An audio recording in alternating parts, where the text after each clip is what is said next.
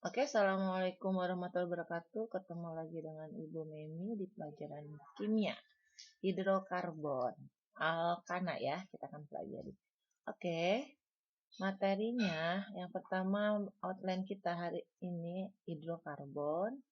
Yang kedua penggolongan hidrokarbon. Yang ketiga tentang alkana.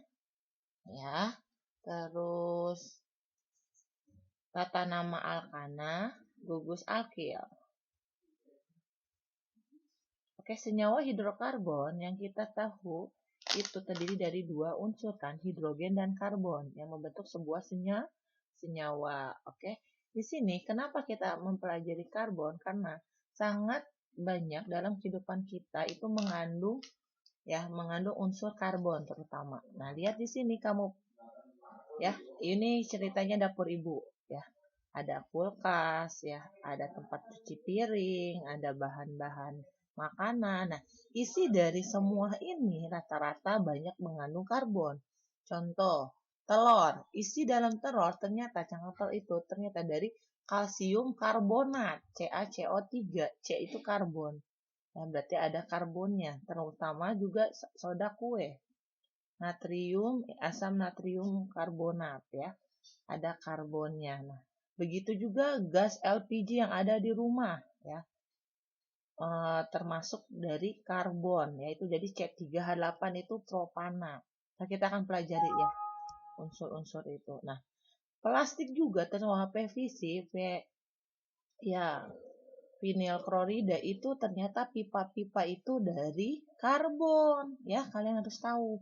Nah, C2H3Cl nih pipa yang ada di dalam rumah. Nah, senyawa karbon ini dibagi menjadi dua, ada yang organik, ada yang anorganik. Apa bedanya kalau senyawa karbon organik? Masih ingat? Kalian organik itu berasal dari apa? Makhluk hidup organik ya. Contohnya apa nih? Lihat ya. Ini jadinya. Jadi gas LPG itu dari makhluk hidup ya ada ya. Maksudnya berarti dia contohnya pipa ya berasalnya. Nah, kalau yang anorganik dia berasal dari alam. Juga ya ada kayak telur ya, roda kue isinya. Nah, ada lagi senyawa hidrokarbon. Contohnya ya lebih ke bahan bakar ya. Dia lihat sini bahan bakar juga ada bahan baku plastik juga termasuk. Oke, jadi apa itu hidrokarbon? Dibaca bareng-bareng senyawa organik yang hanya terdiri dari unsur karbon dan hidrogen berdasarkan ikatan yang terdapat dalam ikatan karbonnya. Ya, jadi ikatannya yang terdapat dari ikatan karbon tergantung. Jadi setiap jenis karbon ada satu dua itu mengandung sebuah ya senyawa yang memiliki nama ya. Oke, kita masuk ke penggolongan hidrokarbon. Penggolongan hidrokarbon di sini ada dua, ada ikatan jenuh, ada ikatan tak jenuh. Bedanya apa? Ikatan jenuh itu termasuk ikatan tunggal. Namanya alkana contohnya ya. Berarti contohnya ini tuh.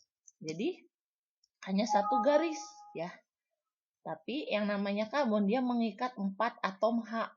Berarti 1, 2, 3, 4. Berarti di sini satu lagi 1, 2, 3, 4. Harus 4 ikatan hidrogen ya maksimalnya. Nah, kalau di sini udah ada satu berarti sama sini 4. Ini ikatan tunggal. Ikatan tunggal itu masuk ikatan jenuh. Nah, ikatan tak jenuh itu terbagi menjadi dua. Artinya ikatan rangkap. Rangkap yang kita akan pelajari itu ada rangkap 2, ada rangkap 3. Bedanya, rangkap 2 namanya alkena. Kalau rangkap 3 alkuna. Alkena, lihat di sini contohnya. Nah, dia mengikat sudah 2 garis. Berarti dia tinggal menambahkan hanya 2. Karena C ya. C-nya sudah mengikat 2 garis. Berarti tinggal tambahkan garisnya 2. Kalau gitu. Oke. Dan cuma satu saja dari berapa karbon ini. Ya. Kalau alkuna itu 3 rangkapnya 1, 2, 3 garis 3. Nah, berarti tinggal kalau C sudah ada 3 garis tinggal tambahkan 1 ikatan. Ya, jadi dalam sebuah banyak senyawa ya Kalau udah ada rangkap 3, berarti tinggal tambahkan 1 H saja. Oke, lanjut. Di sini alkana yang akan kita pelajari ya. Alkana adalah senyawa organik yang bersifat jenuh atau hanya mempunyai ikatan tunggal. Ini lihat gambarnya. Ya, rata-rata dari minyak bumi ya, gas petrol, api ya, korek ya, gas, terus minyak tanah, aspal, lilin juga termasuk ya. Jadi ini ada tingkatannya. Nah, sifat fisikanya yang kalian harus ketahui dari apa alkana, yaitu dia molekul nonpolar ya. Apa arti nonpolar? Berarti dia ya artinya dia tidak larut dalam air ya, sehingga tidak larut dalam air yang bersifat polar ya. Jadi alkana itu merupakan senyawa yang non-polar ya, non-polar. Nah, yang dari C1 sampai C4 itu memiliki nilai ya, ada yang memiliki cairan, terus dari dia memiliki atom karbonnya 18 ya, atomnya dan dia zat padat juga dalam keadaan Kelvin. Nah, tak berwarna ya. Alkana ini tidak berwarna. Kalau tanya warnanya, dia tidak mempunyai warna. Kamu cek deh. Gas ada warnanya enggak? Enggak kan? Ya, minyak tanah, asma itu. Terus dia tidak berbau ya. Titik didihnya meningkat seiring dengan peningkatan massa molekul. Ada juga di sini sifat kimia. Nah, jelas sifat kimia dari alkana dia inert atau terhadap asam ya, basa. Nah, dia agen pengoksidasi dan agen pereduksi. Jadi dia termasuk reaksinya bisa pergantian, itu reaksi substitusi. Ya. Jadi ada reaksi pembakaran di sini. Oke. Juga dia dapat pertukaran dari unsur H-nya itu ya. Jadi yang tadi ada rangkap 2, rangkap 3 itu pertukarannya. Oke. Jadi memiliki reaksi. Nah, di sini jelas yang ketiga ini kegunaan dari alkana. Lihat dari gambar ini masuk kegunaannya. Jelas alkana ini berguna sangat penting bagi bahan bakar untuk kehidupan manusia, terutama bahan baku industri petrokimia ya, kayak etana berguna untuk memasak ya, refrigerant kayak kamu punya AC ya, pendingin 2 tap itu termasuk dari alkana itu komposisinya gitu. Gas LPG untuk memasak salah satunya yang jelas. Oke, di sini juga kita akan mempelajari rumusnya, penting nih, hafalkan. Rumus alkana yaitu CnH2n plus 2, di mana N kecil ini menunjukkan jumlah atom karbon. Ya, kalau yang 2n plus 2 itu menunjukkan jumlah atom H. Jadi kalau C-nya 1 berarti hanya berapa? 2 kali 1, 2 tambah 2, 4. Oke, kita lanjut. Kalau kita bahas di sini, gugus alkana itu yang kalian harus hafal itu dari apa aja? Dari C1 ngaruh ya, ada sampai C10. Kita hafalkan, baca bareng-bareng ya, baca. Tadi kita pakai rumusnya. Kalau C-nya 1 berarti 2N plus 2 kan rumusnya, berarti H-nya 2 kali 1, 2 tambah 2, 4. Namanya metana. Ya, pakai na ujungnya ya. Metana. Nah, kalau C-nya 2 berarti 2 kali 2, kan 2N plus 2 ya hanya ya, untuk mencari hanya. 2 kali 2, 4. 4 tambah 2, 6. Berarti C2H6. Namanya etana. Kamu bisa lakukan di buku, nulis pakai rumus tadi, benar gak ini yang Ibu tulis? Ya. Berarti kalau C3H8 namanya propana. Hafalkan ya. C3H8 propana. C4H10 butana. C5H12 pentana. Nah, kalau C-nya ada 6 berarti hanya 14. Kalau udah hafal mah enak ya. Heksana. C7H16 heptana. C8H18 oktana. C9H20 nonana. C10H22 dekana gitu. Bisa dinyanyiin ya. Metana, etana, propana, butana. Yang suaranya bagus ya. Oke, lanjut di sini tata namanya nih ya. Ini biar kalian tahu nama-nama yang ternyata namanya kalau gugus itu ada yang punya anak-anaknya juga. Oke, yang pertama tentukan rantai karbon terpanjang. Jadi kamu harus panjangkan ya ada C-nya, bikin dulu C-nya panjang stripnya sesuai yang ditanyakan. Terus yang kedua tentukan cabang alkil anaknya.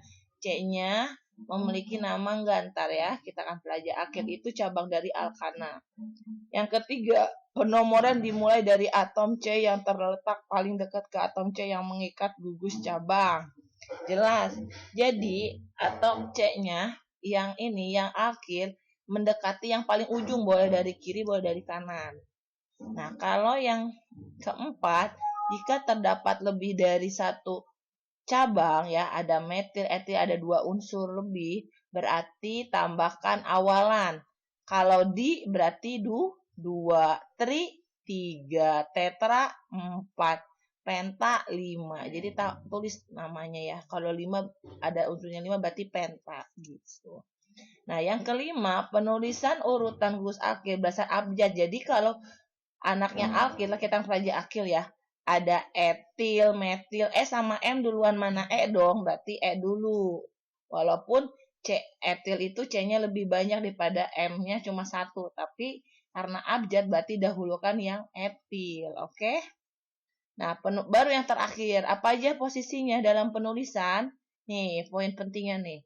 Posisi cabang dulu, nomor dari anak alkananya, akilnya, baru nama cabangnya, baru nama induknya yang utama, ya tanpa spasi, ya. Oke, hurufnya kecil semua, bukan kapital. Contohnya nih kita lihat contoh soal 3 metil heksana. Nah, angka pasti ada strip ya untuk ke huruf. 3 met. Nah, ini enggak dispasikan, huruf kecil semua nih. 3 metil. Nah, heksana tadi C berapa heksana? C6. Berarti H berapa?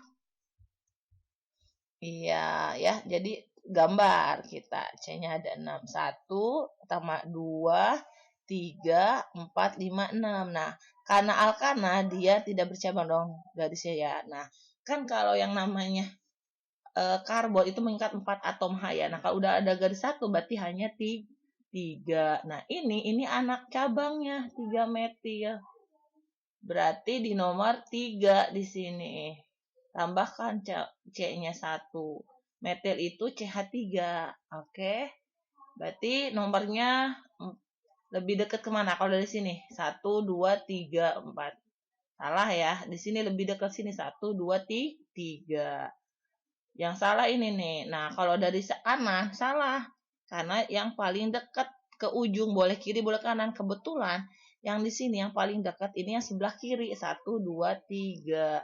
Kalau dari kanan, 1, 2, 3, 4. Ya, lebih kecil yang ini kan. Berarti ini yang benar. Gambarnya. Yang ini salah. Paham ya? Lanjut. Kita mempelajari tadi gugus alkilnya. Jadi alkana itu identik dengan ada gugus alkil kalau ada cabang. Rumusnya dia kalau alkana kan CnH2n plus 2. Kalau alkil itu CnH2n plus 1 ya. Berarti H-nya ya kalau C-nya 1 berarti H-nya berapa? 2 kali 1 2 tambah 1 3. Nah, cara ngapalinnya kalau tadi ujungnya anak, kalau alkil itu il. CH3 metil, C2H5 etil, C3H7 propil, C4H9 butil, ya, C5H11 pentil, C6H13 heksil. Oke, contoh soal. Ya. Ini contoh soalnya lihat. Ya. Di sini tadi contohnya berarti 1, 2, 3, 4, 5, 6. 6. Ya, ini berarti heksana.